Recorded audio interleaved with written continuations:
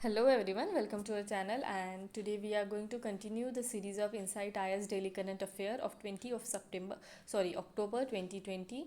The topics that we are going to discuss today, there are 5 topics that are mean specific and there are 7 topics that are prelim specific. So let's start our today's discussion with the first news from GS2 paper, separation of a power between various organ dispute redressal mechanism and the institution.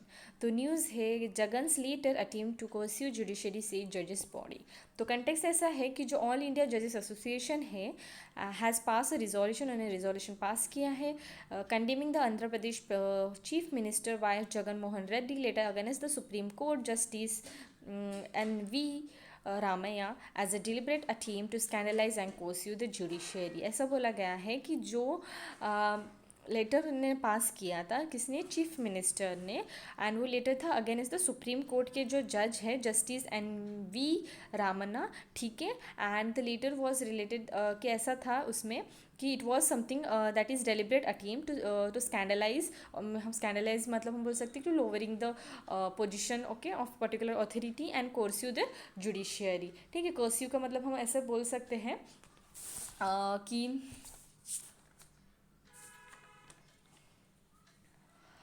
we can say that it is periodized to do something by using the force. Okay, it is like that. तो ऐसा क्या हुआ है, the association ऐसे भी बोला है कि they said that the tone tenor and the timing of a letter portrayed mala fide intent and appear to be orchestrate the hidden agenda. ठीक है, तो ये जो लेटर था इट इज़ समथिंग उनका ऐसा बोला गया था कि वो लेटर ऐसा था कि वो it is something intending toward the mala fide intention and it is something to fulfil the hidden agenda. ठीक है, अभी इशू क्या है, जो सीएम ने कंप्लेंट की है, अभी मैंने जैसे डिस्कस किया पहले भी कि सीएम ने कंप्लेंट की है with respect to the supreme court के जो जस्टिस हैं. ठीक है, उन पर काफ़ी सारे एलिगेशन लगाए हैं एंड मेनली इन्फ्लुएंसिंग जो था. ठीक है, मेनली एलिगेशन जो था तो उसमें क्या था, related to the influencing of a position posting of a cases in the state high court. उनके साथ में क्या है, उन्होंने बोला गया, वहाँ पे बताया गया है कि जो कंप्लेंट्स है, ठीक है, complaints also allege that the hostile attitude of some high court जजेस toward the current state government of Andhra Pradesh and their deliberate and unsustained striking down to the state government decision and the order.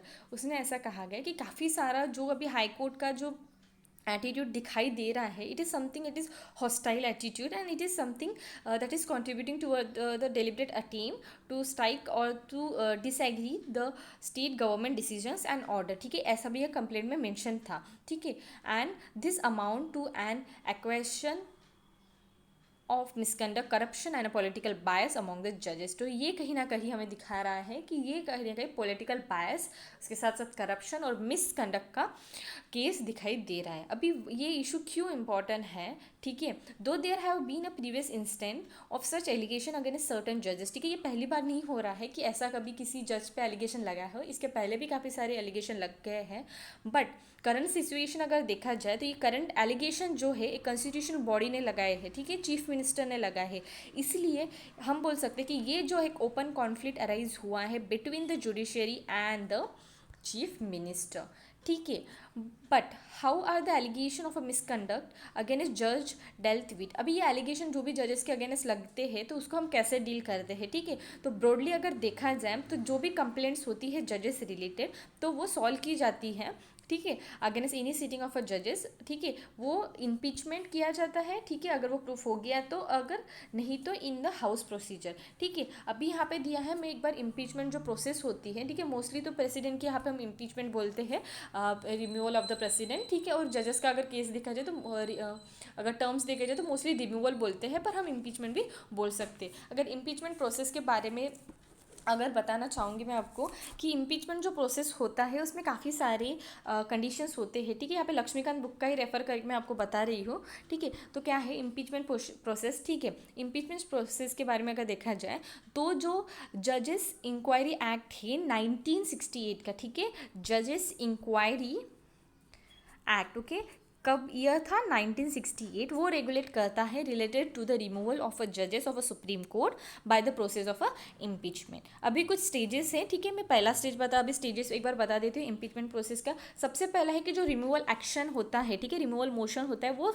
Initially जो है लोकसभा में ना 100 members को जो है sign होना चाहिए, और राज्यसभा का अगर केस देखा जाए तो वो 50 मेंबर्स थ्रू साइन होना चाहिए। और इन दोनों केस में क्या होता है, it is given to the speaker और द चेयरमैन। अगर राज्यसभा हो तो चेयरमैन एंड स्पीकर तो वो लोकसभा का केस होता है, ठीक है। और जो स्पीकर या चेयरमैन होता है, ठीक है, in the case of Rajya Sabha and in the case of Lok Sabha, वो एडमिट करता है द मोशन और he can refuse to admit it, ठीक है। तो स्पीकर और चेयरमैन पे डिपेंड करता है। नेक्स्ट क्या है, इफ इट इज़ एडमिटेड, अगर स्पीकर या चेयरमैन ने एडमिट कर दिया है, देन क्या होता है, 3 मेंबर जो है इन्वेस्टिगेशन एक कमिटी सेटअप होती है, एंड बाद में क्या होता है, the committee will consist of a chief justice, ठीक है, चीफ जस्टिस का कंसिस्ट होता है ऑफ और द जज ऑफ अ सुप्रीम कोर्ट। उसके बाद क्या होता है, chief justice of a high court और अ डिस्टिंग्विश जूरिस, ठीक है, ये 3 मेंबर्स होते हैं, ठीक है, मैंने 3 मेंबर बताए, चीफ जस्टिस, ठीक है, और जजेस ऑफ अ सुप्रीम कोर्ट, और द हाई कोर्ट के जजेस होते हैं, या हाई कोर्ट के चीफ जस्टिस होते हैं, और द डिस्टिंग्विश जूरिस्ट होते हैं, ठीक है। उसके साथ क्या होता है, अभी ये कंप्लेंट जब उनके पास जाती है, if the complaint find that the जज is found to be guilty of his misbehaviour और any suffering, okay, and in that case जो होता है, the house can take up the consideration of a motion, ठीक है, फिर house में वो मोशन कंसिडर किया जाता है। बाद में after the motion is being passed at by each parliament, ठीक है, स्पेशल मेजोरिटी थ्रू पास होता है, ये भी ध्यान में रखना कि स्पेशल मेजोरिटी थ्रू पास होता है। एंड बाद में क्या होता है, and it is address is then particular that motion when it is pass by the parliament house, okay, by special majority, and it is presented to the president, ठीक है, बाद में प्रेसिडेंट के पास दिया जाता है। आफ्टर फाइनली क्या होता है, president finally then pass the order for the removal of the judges. In this way the removal of the judges or the impeachment process took place. अभी क्या है, let us see what are the procedure in second, मैंने बताया था 2 process है, impeachment है, in house procedure है। अभी हाउस प्रोसीजर के बारे में अगर देखा जाए, इम्पीचमेंट ने तो अभी बता दिया, तो हाउस प्रोसीजर के बारे में अगर देखा जाए तो 1997 में क्या हुआ, जजेस ने अडॉप्ट किया था इन हाउस प्रोसीजर, ठीक है, related to the inquiring such charges, ठीक है। Under this when the complaint is receive against the high court जजेस के अगेंस्ट अगर कुछ कंप्लेंट आई, तब क्या होता है, जो सीजीआई होता है वो डिसाइड करता है ऑथेंटिसिटी क्या है उस कंप्लेंट की, एंड बाद में डिसाइड करता है whether it is serious conduct, okay, या कुछ मिसकंडक्ट है, या वो ऑथेंटिसिटी जो होती है वो सारा सीजीआई देखता है। उसके बाद क्या है, सीजीआई मतलब चीफ जस्टिस ऑफ इंडिया, ठीक है। उसके बाद क्या होता है, जो चीफ जस्टिस ऑफ इंडिया होता है वो पर्टिकुलर जो है he asks for the particular जज concern and response, okay. If he feel that a complaint is serious, then the CGI में also matter if it is satisfy with this response. अब क्या होता है, suppose if the CGI feel that a deeper probe is necessary, तो क्या होता है, मैंने अभी जैसे बताया कि 3 मेंबर की कमेटी सेटअप होती है only of a judicial members, ठीक है, ये हाउस प्रोसीडिंग का बता रही है। उसके पहले मैं जो बताया था वो इम्पीचमेंट का था, ठीक है। अगर कंपोजिशन देखा जाए, 3 मेंबर्स जो होते हैं वो सिर्फ जुडिशियरी बॉडी का होते हैं।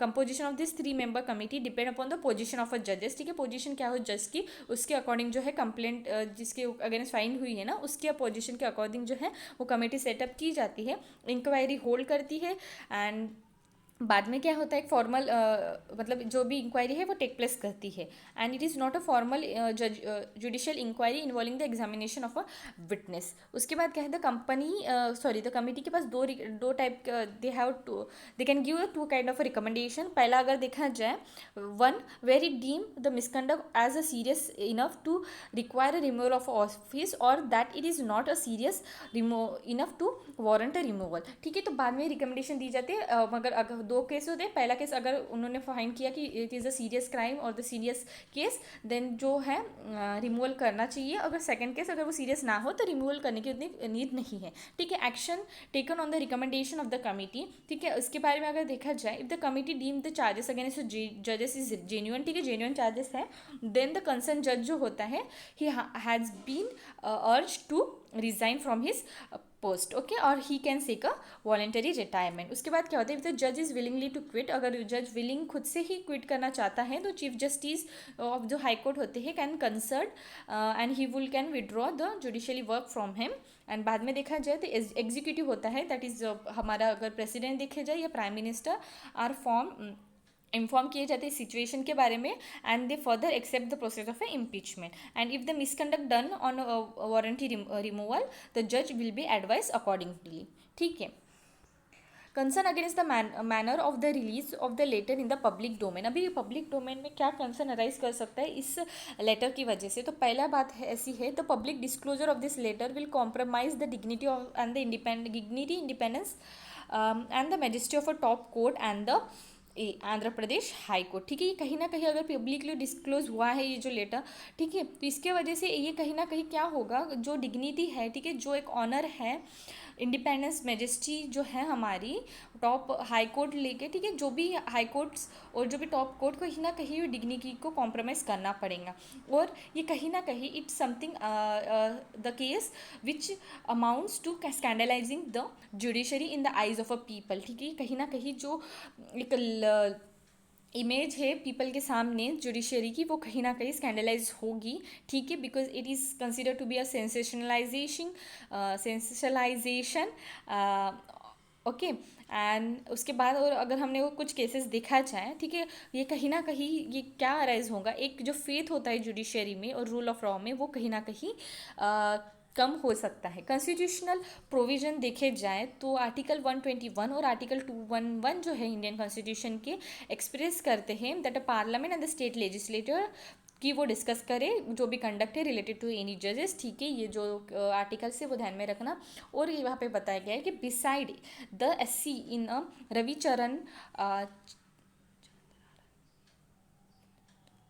Ravichand Chandran, okay, Iyer versus justice M Bhattacharya 1995 का केस था, has held that the complaint against sitting जज can should be kept confidential. ठीक है, उन्होंने ऐसा बोला था कि इस जो ये केस हुआ था उस टाइम में बोला था कि जो भी मिसकंडक्ट रिलेटेड जजेस की जो भी रिमूवल रिलेटेड प्रोसेस होंगी तो उसको क्या करना चाहिए, कॉन्फिडेंशियल रखना चाहिए।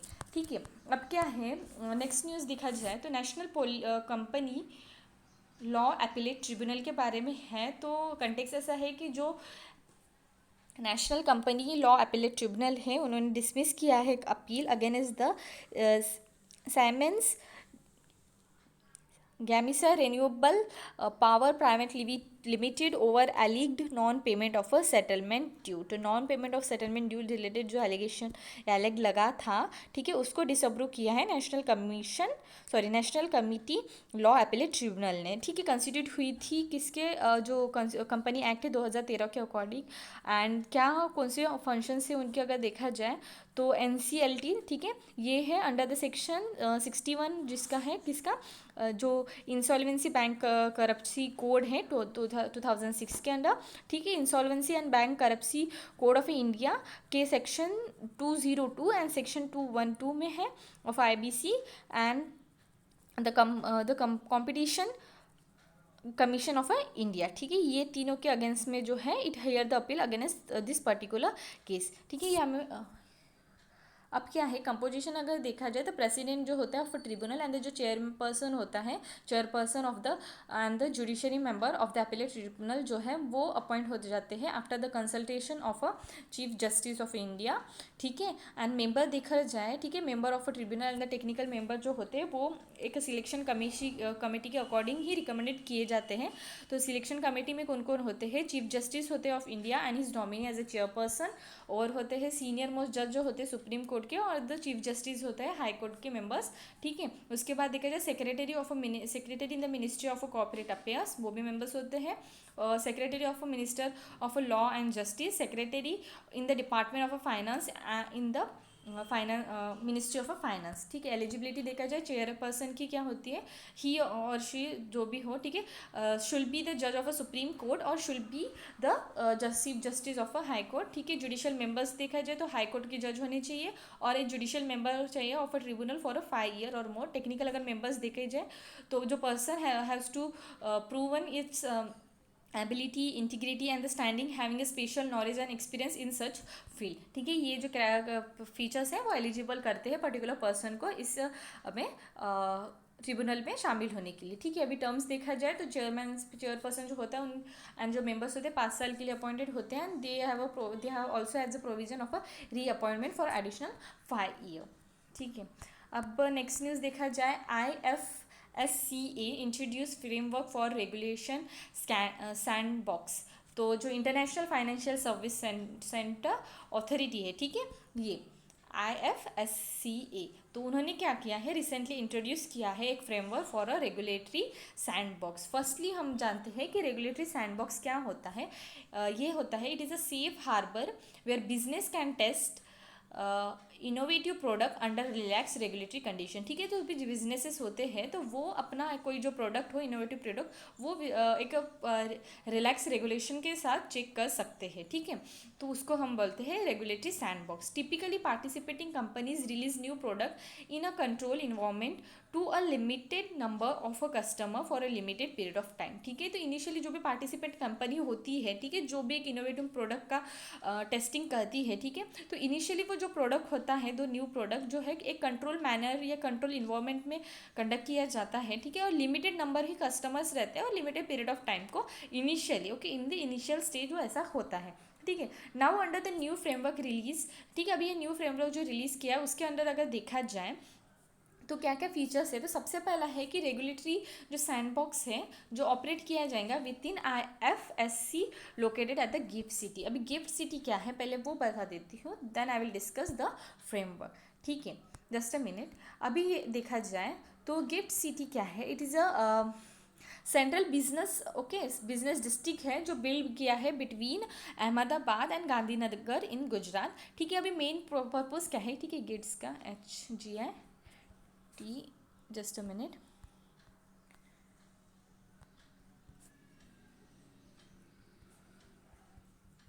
गिफ्ट सिटी के बारे में बता रही हूँ, ओके, तो इसके बारे में पहला तो हमने देख लिया ये कहाँ पे बिल्ड है, बिटवीन अहमदाबाद एंड गांधीनगर इन गुजरात। अब इनकी मेन पर्पस देखा जाए तो सबसे पहला मेन पर्पस है, इट प्रोवाइड करती है एक हाई क्वालिटी फिजिकल इंफ्रास्ट्रक्चर हो उस रीजन में। ठीक है, सारा infrastructure either it everything, okay, जैसे कि इलेक्ट्रिसिटी हो गया, वाटर, गैस, ठीक है, डिस्ट्रिक्ट कूलिंग, रोड, टेलीकम्युनिकेशन, ठीक है, या ब्रॉडबैंड कनेक्शन सारा है। उसके साथ साथ इट ऑल्सो मेन पर्पज उसमें इंक्लूड है कि it also provide for the finance and the tech firms can relocate their operation in it. ठीक है, it will have a SEZ। ठीक है, SEZ भी होता है। SEZ क्या होता है, SEZ जैसे हम जानते हैं कि special economic zone. Special economic zone क्या होता है, स्पेशल इकोनॉमिक जोन ऐसा एरिया होता है, ठीक है, यहाँ पे दिया SEZ, ठीक है, special economic zone is a area in which the business और द ट्रेड, ठीक है, जो भी लॉज होते हैं बिजनेस और ट्रेड के लिए, it different from the rest of the country. ठीक है, अगर इनका मेन एम देखा जाए SEZ का, तो it's aim to increase the trade, okay, it aim to increase the trade, balance employment, job creation, increase investment and along with this properly maintain of the administration, okay, effective administration. ठीक है, जो SEZ का work है। ठीक है, अभी हमने देख लिया SEZ भी देख लिया और गिफ्ट सिटी भी देख लिया। ठीक है, अभी यहाँ पे क्या दिया है, ये जो न्यू फ्रेमवर्क है रेगुलेटरी सैंडबॉक्स, ठीक है, वो ऑपरेट किया जाएगा IFSC थ्रू, जो लोकेटेड है गिफ्ट सिटी में। अभी गिफ्ट सिटी क्या होता है अभी तो डिस्कस कर लिया। ठीक है, अभी नेक्स्ट क्या है, जो एंटिटीज़ हैं वो ऑपरेट होंगी in the capital market, banking, insurance, financial services spaces में।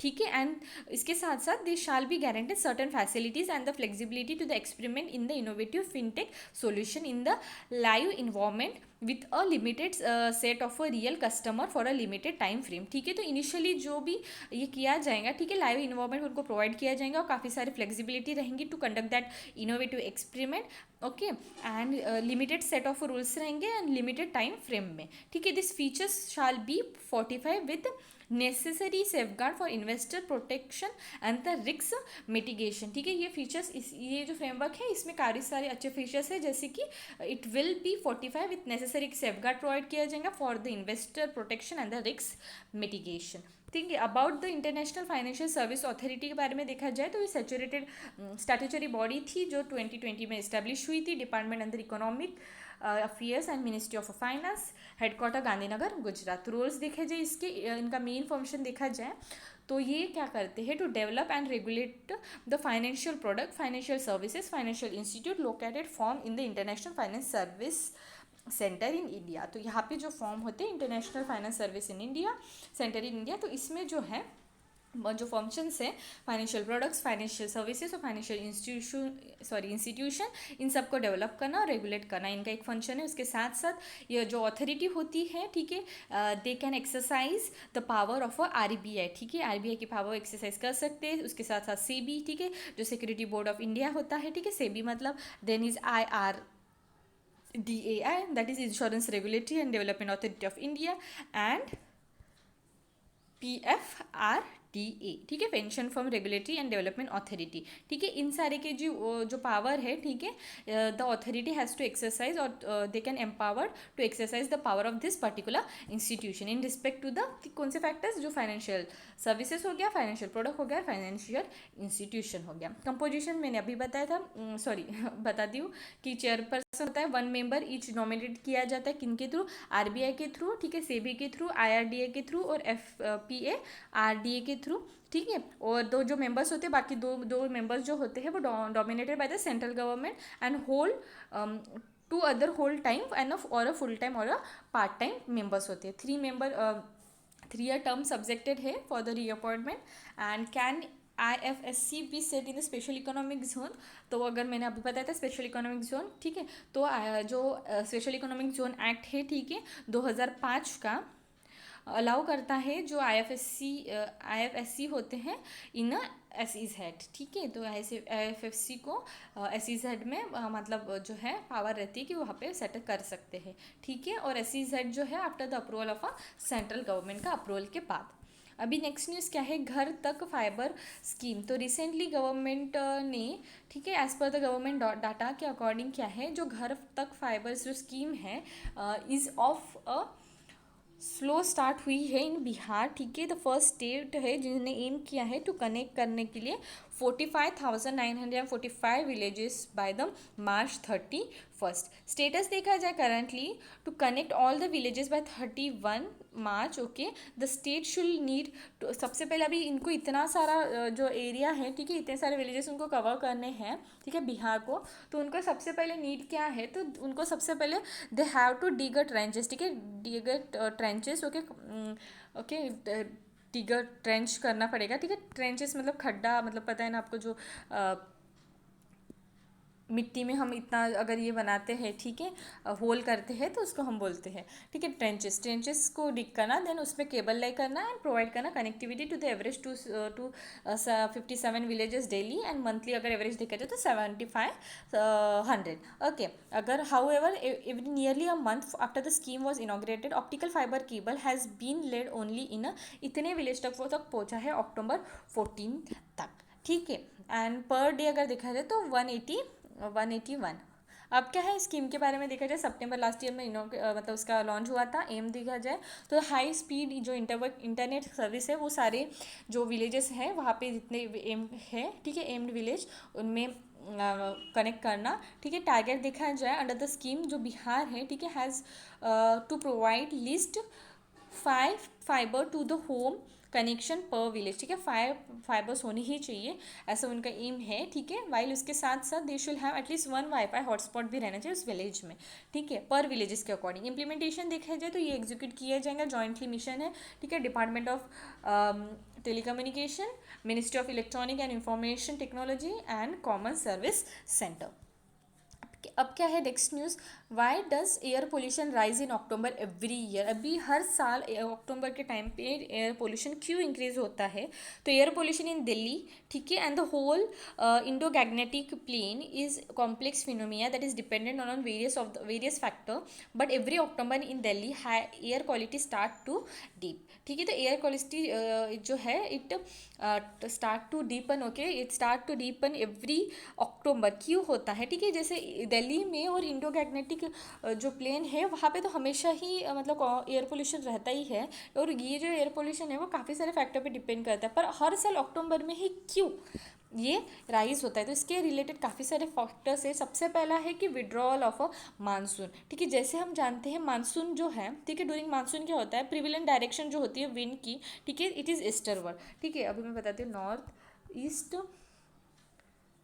वेस्ट साउथ, ठीक है। तो मोस्टली मानसून के टाइम में क्या होता है, विंड की जो स्पीड होती है through the western world, once the monsoon का जब विड्रॉल होता है, ठीक है, प्रीडोमेंटली जो विंड की डायरेक्शन है चेंज टू नॉर्थ ईस्टर्वर्ड, ठीक है। तो नॉर्थ ईस्टर्वर्ड उसकी जो डायरेक्शन है वो चेंज हो जाती है। बट उसके बाद क्या है, ड्यूरिंग समर में क्या होता है, the direction of a wind is a north westerly, ठीक है, नॉर्थ वेस्टर्ली होती है, and the storm carry dust from Rajasthan and, sorry ये ईस्टरवर्ड था, इस तरीके से मैंने यहाँ पे जो बताया था ना डायरेक्शन,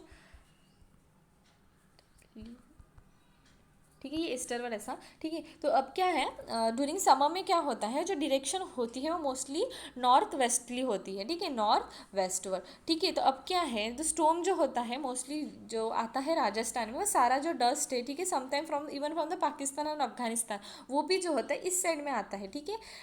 तो इसके वजह से क्या होता है, यहाँ पे जो रीजन है इंडिया का, ठीक है, यहाँ पे जो अगर हमने ड्रॉ किया मैप, उतना क्लियर नहीं आएगा पर आप समझ लेना, ठीक है। तो ये जो है इसके वजह से आने की वजह से ये यहाँ पे जो रीजन है, ठीक है, दिल्ली हुआ, ये नॉर्थ जो पार्ट हो गया, तो वहाँ पे जो है इनके स्टॉर्म के वजह से, ठीक है, मोस्ट ऑफ द डस्ट यहाँ पे आ जाता है। पाकिस्तान भी हमें जानते हैं नेबरिंग कंट्री है, इसके वजह से वहाँ से भी जो है डस्ट जो विंड के वजह से यहाँ पे फ्लो हो जाता है। सेकेंड है कि सेकेंड फैक्टर जो है वो है डिपेंड इन द टेम्परेचर, जैसे हम जानते हैं as a temperature dip the inversion height which is a layer beyond which pollutant cannot disperse into the upper layer of atmosphere is lowered, ठीक है। अभी देख टेम्परेचर इन्वर्जन हाइट मतलब क्या होता है, इन्वर्जन नॉर्मली अगर देखा जाए जैसे हम ऊपर जाते हैं, ठीक है, जो टेम्परेचर है it decreases with the height, but जो इन्वर्जन का केस अगर देखा जाए तो इन्वर्जन के केस में क्या होता है, टेम्परेचर इन्वर्जन के केस में अगर हम ऊपर जा रहे हैं, ठीक है, along with the height the temperature increases, ठीक है। तो जैसे हमने देखा ऊपर टेम्परेचर डिक्रीज होना चाहिए, पर ये वाइस वर्सा होता है, इसके वजह से हम बोलते हैं टेम्परेचर इन्वर्जन। तो ठीक है, इसके वजह से क्या होता है, द लेयर जो होती है, layer beyond which the pollutant disperse होते हैं, तो वो लेयर जो होती है upper layer it become lowered, ठीक है, एंड दस द कंसनट्रेशन जो पोल्यूटेंट का है वो इंक्रीज होता है।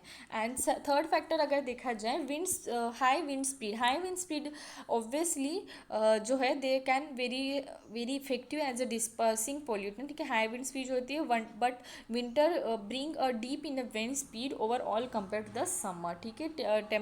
ऑब्वियसली स्पीड पे जो रहेगा जो पोल्यूटेंट है उसका डिस्पर्सन जो है, ठीक है, इधर उधर जाना, ठीक है, डिस्पर्स होना, वो जो है स्कैटरिंग होना, वो डिपेंड करता है। तो हाई जो विंड स्पीड है वो भी एक इंपॉर्टेंट फैक्टर है। Next is a farm fire, okay, हम जैसे जानते हैं स्टबल बर्निंग, ठीक है, बर्निंग की वजह से काफ़ी सारे जो है जो वेस्ट है, सॉरी जो पोल्यूटेड एयर है वो दिल्ली और उस रीजन में आता है, ठीक है। तो फार्म फायर भी एक रीज़न है। 2015 में सोर्सेज के अकॉर्डिंग सोर्स ने कि स्टडीज़ के अकॉर्डिंग ऐसे फाइंड किया गया दिल्ली का जो एयर पोल्यूशन है, ठीक है, इसके रिलेटेड एक कंडक्ट की थी स्टडी, ठीक है, bye IIT Kanpur, and also states that उन्होंने वैसे बताया कि 17 to 26% तक जो ऑल पार्टिकुलेट मैटर है पीएम, ठीक है, PM10 हुआ, PM2.5 हो गया, तो ये सारा जो है in winters increases due to the biomass burning.